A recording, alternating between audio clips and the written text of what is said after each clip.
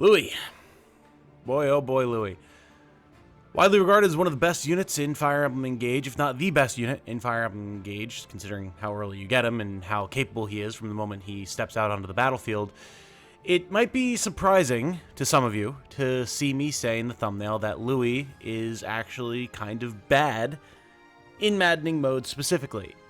You might be wondering, how is that possible? Well, for those of you who are in the know alongside myself, it has to do with the Maddening AI and how it will avoid units that it has no chance of damaging. And unfortunately for Louie and some of his fellow super tanks, heavy is the head that wears the crown. They're suffering from success.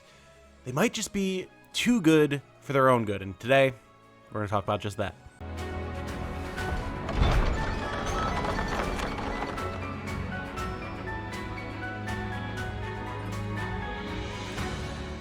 Hello everyone, my name is Tom, otherwise known as Titanium Legman. If you enjoy what I do, you like these videos, find them fun, educational, informative, anything like that, please do leave a like and subscribe. It helps me out immensely. I'm trying my best to grow the channel as much as I can as my full-time career. I need your help to be able to do that. Thank you. So the topic at hand today, tanking on maddening, essentially. Couched in the idea that Louie, as the preeminent physical damage tank in Fire Emblem Engage, really starts to suffer as you use him more and more efficiently and effectively. What does that mean? Well, again, as a quick recap for those of you who may not be aware, on maddening mode, the AI is very good at identifying when it will be able to damage one of your units, either because you just outright can tank the damage, or because they won't be able to hit you. If they have a 0% chance to hit, or will deal 0 damage with their attack, in 95% of scenarios, they won't go for that attack, unlike what you've maybe seen in past Fire Emblem games with, attacks bouncing off your heavy armored units with little plinking noises, or even in hard mode or normal mode of Engage, where you can just sit Louie in the front line and watch him carve through 15 units on the enemy turn. Not how it works here. Really, the only time that the enemy AI is going to go for an attack like that is if it's trying to apply some sort of status effect, or if it's able to trigger backup attacks that will then cause damage even if the attacking unit won't. Pretty much the only time that you're going to see anything like that happen. And this becomes a problem for Louie and other tanky units like Madeline, potentially even Jade if you use her as a general, which I haven't done in Maddening, but similarly tanky units are going to run into problems here. When you first recruit, say, Louie, at the basically very beginning of the game, he is quite tanky, but not tanky enough that this winds up coming into play, right? He'll still take damage from enemy units. They will still attack him. He'll be able to counterattack, weaken them, maybe even take them down on the counter. Do exactly what you need a tank in Fire Emblem Engage to do. The issue is as you get more emblems, especially tanking emblems, say like Ike or Roy or Leaf, or if you have the DLC like Hector, I have on Louie right now, your tanking ability goes through the roof. Because now you're getting not only the natural stats and growth rates of your tanks, you're also getting the stats that you get from emblems, any abilities that they have that boost defenses, any potential class abilities that you unlock as you go from your tank classes to give them even more defenses. It very quickly spirals out of control, and nominally, that's good for you. Obviously, you want your tank to be able to survive damage and not die. The problem comes when you cross that threshold, and now you have a unit like Louie, who you are counting on to stand on the front line, soak a bunch of hits, draw enemy aggro, deal some counterattack damage. If you have a build like mine going on, potentially even double with Quick Riposte and get a crit with Killer Axe and take him out, which is awesome when it happens. And suddenly that stops happening. And now, rather than bouncing off the iron wall of your frontline tank, enemy units will actually start pathing around them to just charge your squishies in the backline, not taking any damage, basically just breaking around a rock in a river, or diverting and going somewhere else completely. Both of which are aspects that you don't really want to have happen when you're trying to use a tank to soften up the enemy front, And I encountered this a lot as I got into the mid to late game of my initial Maddening run on stream. And I kind of stopped using Louie as much as a result. Because I was like, well, like, Louie's great and all, but he doesn't have the best dexterity in the world, and he's slow. So trying to use him to like run in and deal damage on the player phase, like you can do that, but the only real point to having him on the battlefield is if enemy units are then going to attack him and let him get counters and do the whole softening up tank thing. Suddenly he's not doing that. Because, I mean, well, look at him. As a level 13 Great Knight with Hector, just naturally, base, before you count anything else, 49 defense. Like, look at this. He's insane. He's an absolute unit. That's not with any buffs from the Somniel. That's literally just his base defense plus the boost from Hector. It's disgusting. Then you look at any of the skills that we have on him, and like, of course we have these skills on him because they were A, useful as we were going through the earlier game when Louie wasn't quite as tanky, and B, it's like, these are the tank skills. Of course you have these skills. So we've got Louie's Admiration, takes 2 less damage during combat if there's 2 female allies that are adjacent within 2 spaces. Allied Defense from Great Knight. If unit is between an ally and a foe, reduces damage to unit by 3 during combat with that foe. I have a couple of defensive skills here that just rounded out Louie's capabilities. Cantor is pretty much fantastic on any tank because you can move, get back into position, whatever. And then Louie does have kind of bad accuracy in late game Maddening due to how dodgy enemies are, so hit plus 20 is, to supplement that. But then you look at the skills from Hector. You've got Adaptability. Hit by a foe's attack, grants defense plus 3 for a physical attack or res plus 3 for a magical attack after combat. Got Impenetrable. If foe initiates combat, grants defense and res plus 30% during combat.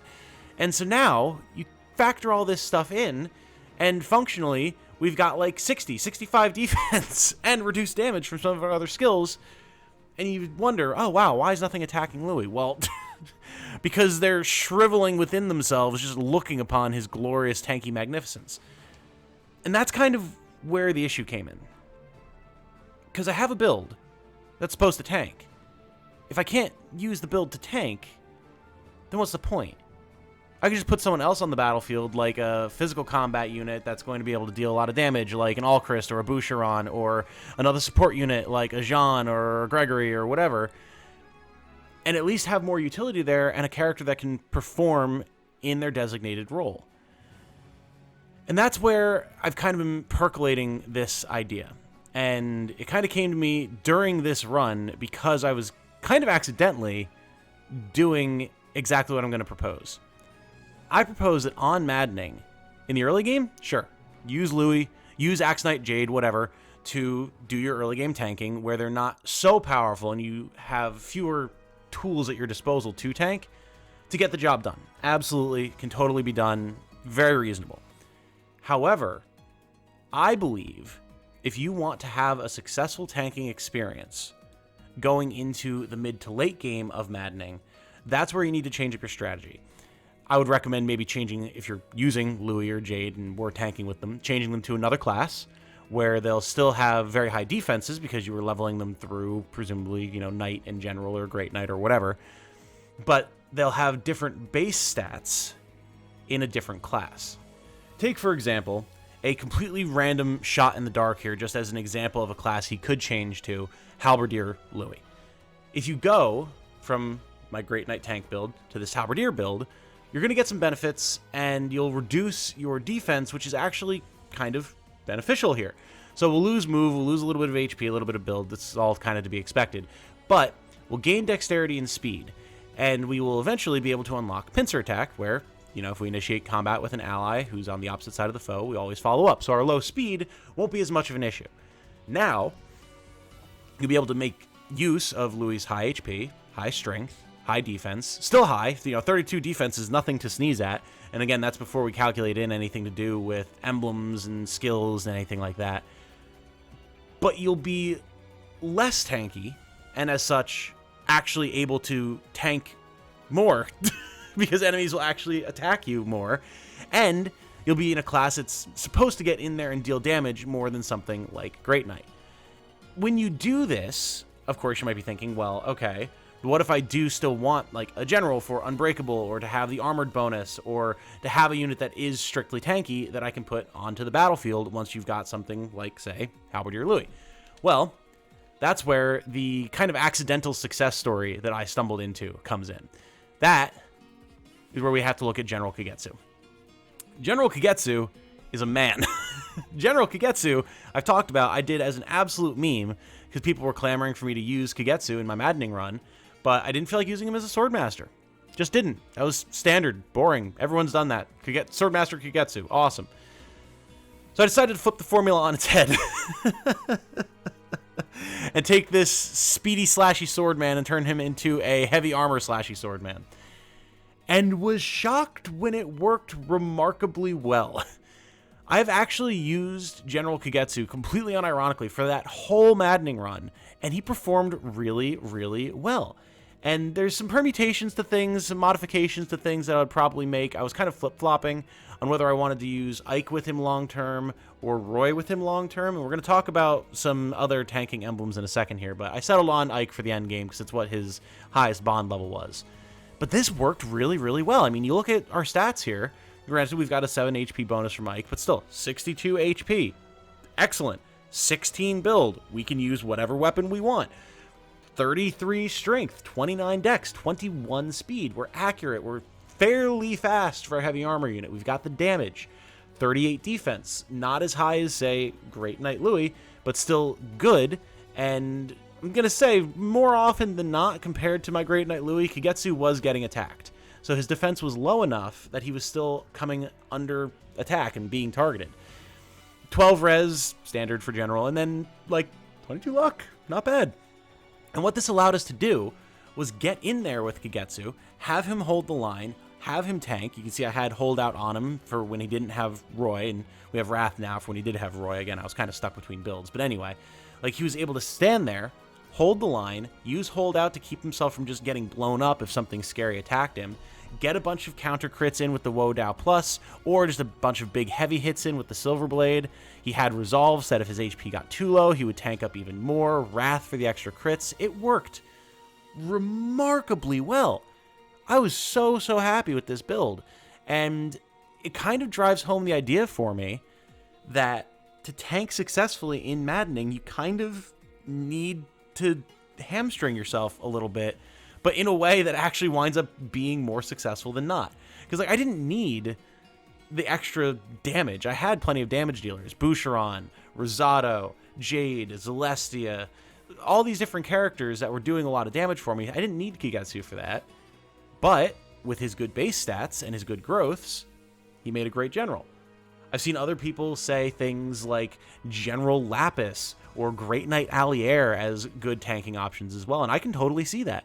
Because they're units that aren't meant to be tanks, but with the strength of tank classes in Engage, the growths that they get, the base stats that they get, and then the power of tanking emblems, like, again, the big frontliners like Ike and Hector and whatnot, you can turn pretty much anyone into a tank, and you're better off if they weren't meant to be one on maddening. It's a little, well, maddening, if you will, paradoxical, but it works.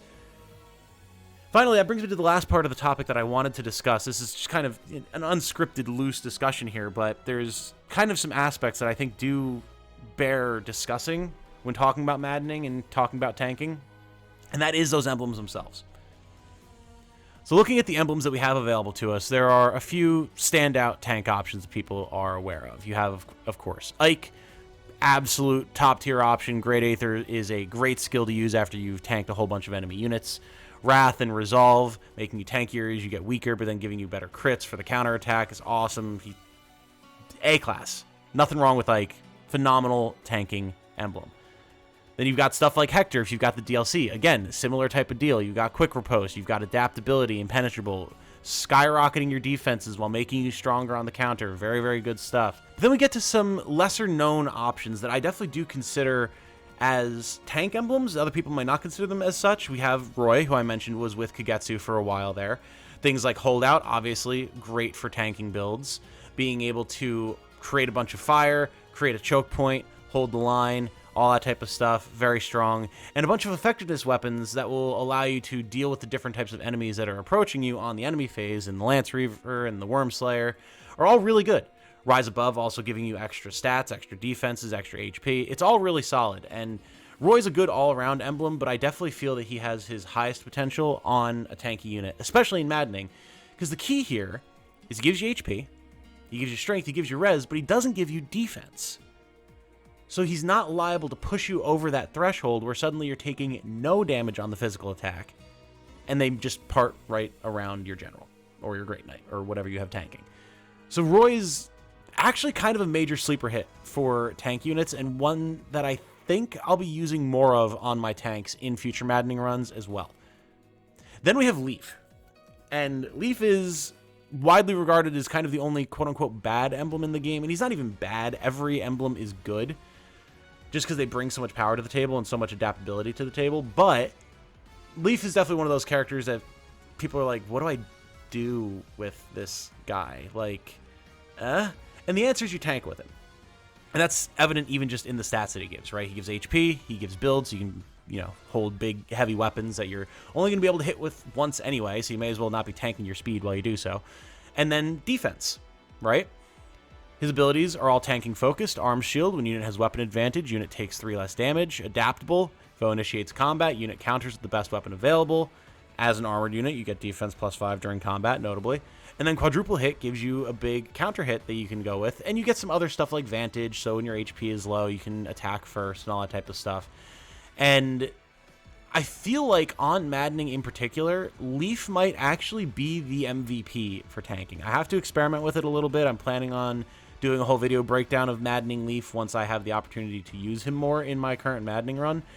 But Leaf has the advantage of not absurdly boosting your defenses while still giving you a nice little boost to them, and making you capable of dealing with a variety of different enemies that approach you with his variety of weapons, with adaptable, with arm shield, all that type of stuff.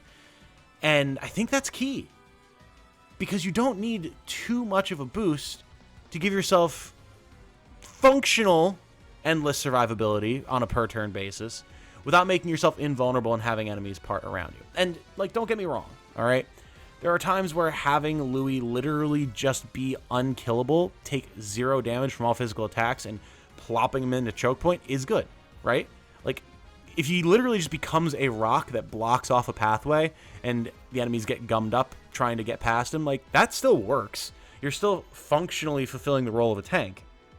The issue is that those opportunities are few and far between in Engage. There's not that many single unit corridors.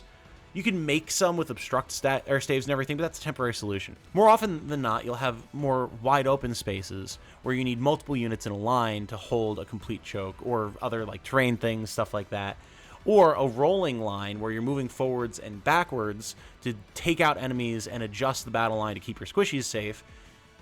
And that's where you're going to have less success with these uber tanks. And these kind of off tanks will be a lot more successful for you. So there's a lot to discuss here. There's a lot of potential characters if you start thinking about who could take the place of tanks. That could be good here. Again, maybe just General Jade. Maybe her stats and growths are just low enough defensively, while having other benefits like her higher res and stuff like that, to actually make her better than General Louie in Maddening. I haven't used General Jade in Maddening. I've been doing a lot of magic classes with her.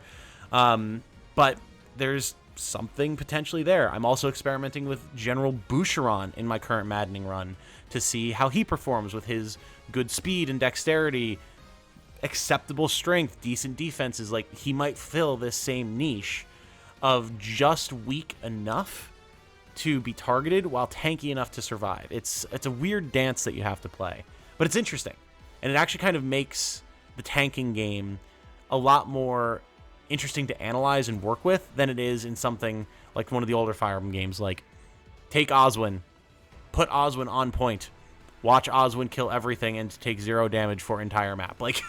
It's fun the first couple times you do it, but it gets boring after a while. And in something like Engage, where you have so many options for build crafting and so many different ways you can go about doing stuff, I'm glad that there's different options for how to approach Maddening, that they force you to do so with the way that the AI is. So that said, I'm going to stop rambling on about this topic. I just figured it was something that was worth discussing, worth bringing to people's attention based on my experience. A lot of you are probably already aware of this right now, but if you weren't and you learned something, awesome.